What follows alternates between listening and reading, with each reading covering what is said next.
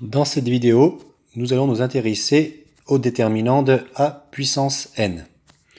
Donc soit n un entier différent de 0 pour éviter des soucis, soit a une matrice carrée de taille n. Il est intéressant de constater que le déterminant de a puissance n est égal au déterminant de a, le tout à la puissance n. Voilà la propriété que nous allons démontrer dans cette vidéo. Comme souvent, ce travail avec un n qui va augmenter se démontre par récurrence. Prenons un entier plus grand que 1 et posons la propriété suivante. Déterminant de a puissance n est égal au déterminant de a, le tout à la puissance n. Montrons-le par récurrence. Donc première étape, la phase d'initialisation. Si n égale 1, c'est relativement simple.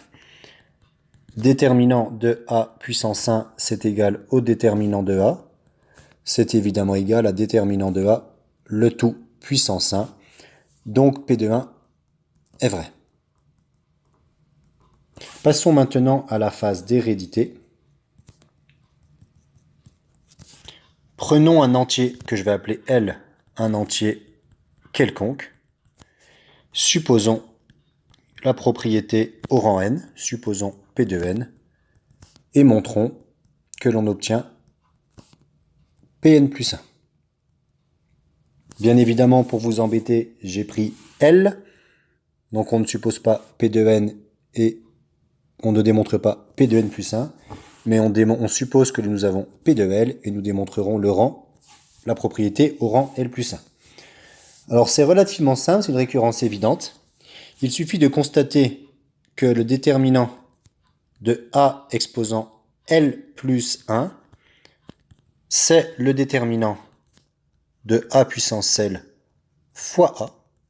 On applique la propriété qui transforme le déterminant d'un produit en produit des déterminants. Donc déterminant de a puissance L fois déterminant de a. Par hypothèse de récurrence, ceci est égal au déterminant de a, le tout puissance L. C'est la propriété au rang L qui est vérifiée, fois déterminant de a qu'on recopie. Et nous avons que c'est ainsi égal à déterminant de a exposant L plus 1. On obtient Pn plus 1, et je suis bloqué avec ce n, pour vous embêter j'ai mis un L. Donc on reste avec le L. Nous avons démontré la propriété au rang L plus 1. Donc conclusion, l'initialisation est démontrée, l'hérédité est démontrée, nous avons prouvé par récurrence. On prend le temps de l'écrire, nous avons prouvé par récurrence que, quel que soit n supérieur ou égal à 1, le déterminant de a puissance n est égal au déterminant de a, le tout à la puissance n.